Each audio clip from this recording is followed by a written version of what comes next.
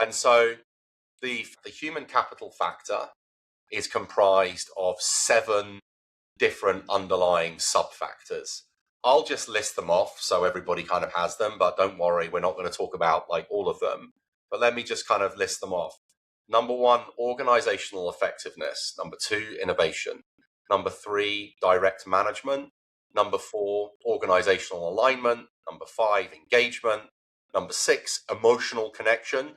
And then number 7, extrinsic rewards, things like benefits. Okay, so those, imagine like a value manager that's trying to find cheap stocks. They're going to have different ways and different pillars of valuation to try and measure cheapness. We have these 7 different dimensions of the human capital factor, and that we rank every single business on these 7 factors. You bring the 7 factors together into a single number. That's the human capital factor score. And then, as I said before, we then pick the top 150 and we build the portfolio that way. So let's unpack some of those factors, and what they are, and how they work. The first thing is, these are largely factors of how people feel, right? So we have to start with measuring how people feel. That's really difficult to do. And so you need survey data. And so we have, and when I say we, I'm speaking for the broader we, Irrational Capital, the ETF, HAPI Capital. But, Irrational Capital have partnerships with different data vendors and experts in data. And there are a lot of employee sentiment surveys that have been around for a long time, in some cases more than 20 years. And if you are able to ask consistent questions of employees on a consistent basis, year after year after year after year, you can take unstructured data, feelings, emotions, and measure them consistently. And then you can start to look at what that data is revealing. And so you can ask, and I'm sure many of your listeners or viewers have filled out various surveys before, but it can say things like, how happy are you in your job? From 1, strongly disagree, 5, strongly agree. You can ask questions around, do you feel fairly compensated?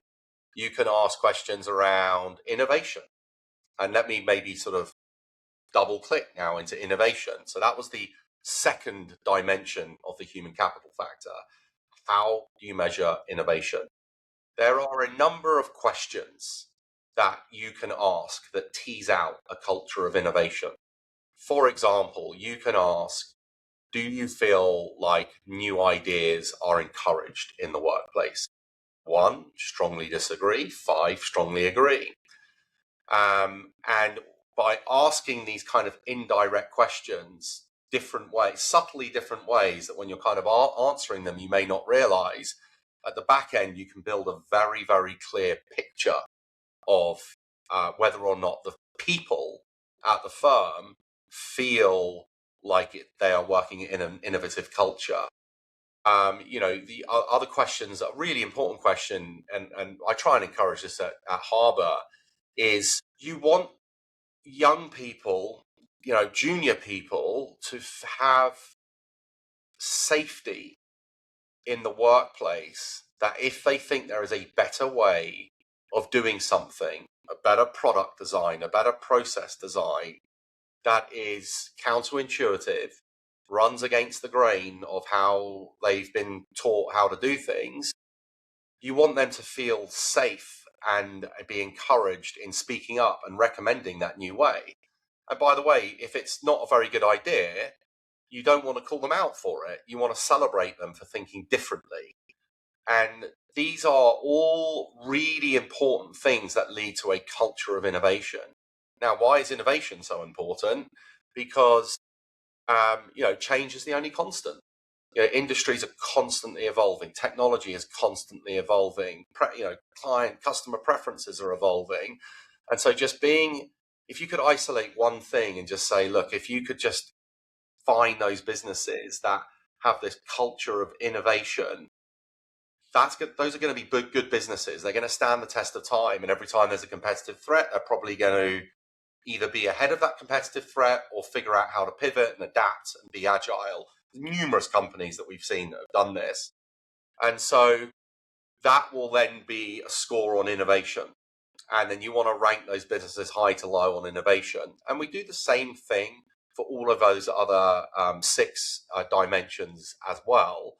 And then again, it's measuring that single score based on those 7 dimensions and then picking the best 150.